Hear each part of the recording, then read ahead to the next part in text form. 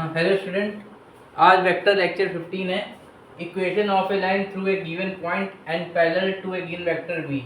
ठीक, चलिए देखते हैं कैसे इसका इक्वेशन प्रूव करते हैं।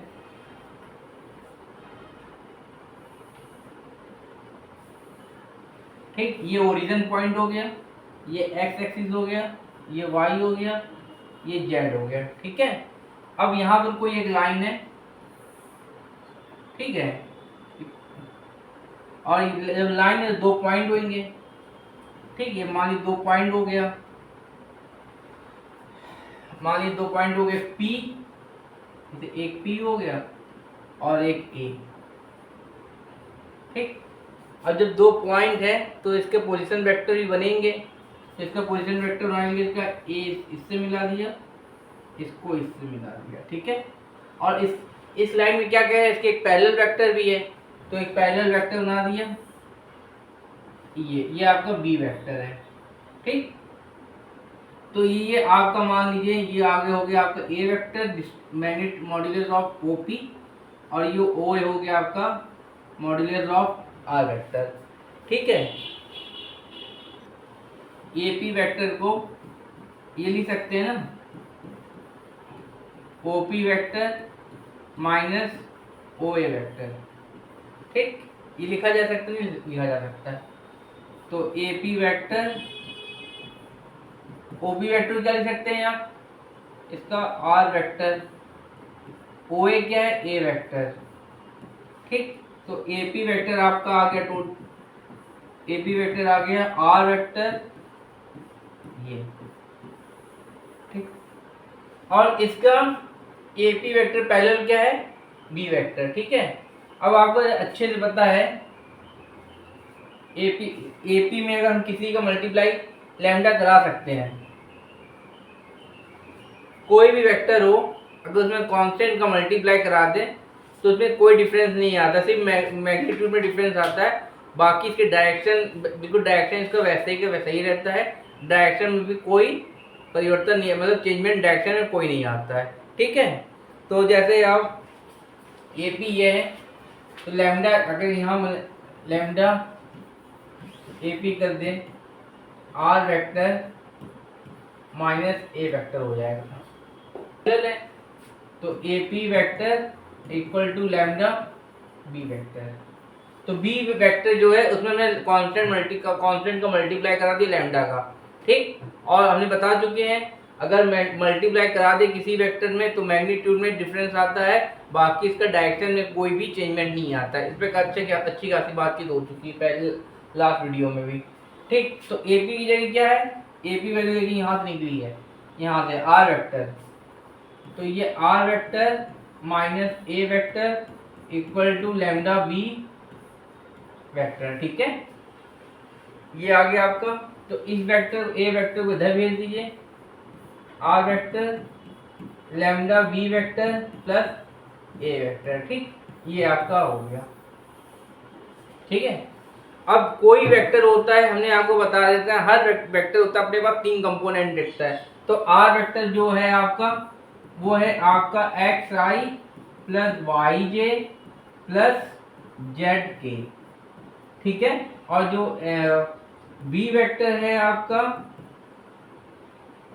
बी वेक्टर है आपका A vector A I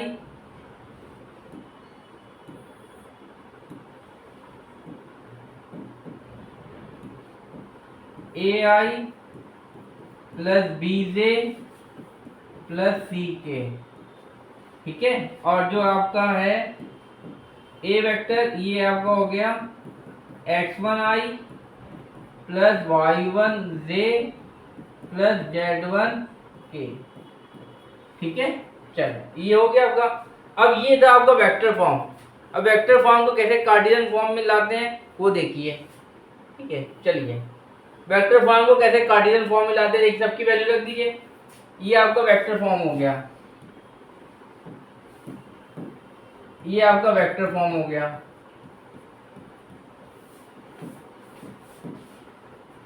vector form अब हम लाने जा रहे हैं कार्टेशियन फॉर्म में। ठीक, अब आर की वैल्यू यहाँ रख दीजिए, एक्स आई प्लस वाई जे प्लस जेड के। ठीक, ये हाँ इस यहाँ वैल्यू रखते हैं। ठीक है, ये जो वैल्यू हमने लिखी है रखते हैं। लैम्डा बी वेक्टर लिखिए ए I plus B J plus C K. ठीक, प्लस ए वेक्टर क्या है आपका x1 है, x1 आई प्लस y1 जे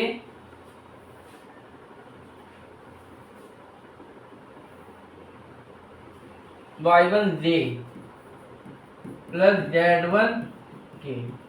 ठीक है, इसको इधर भेज दिए तो एक्स आई माइनस x1 आई हो जाएगा और प्लस वाई जे, इसको इधर भेज दिए माइनस y1 जे प्लस जेड के, और इसको इधर भेज दिए माइनस का z1 के। Lambda A I plus B J.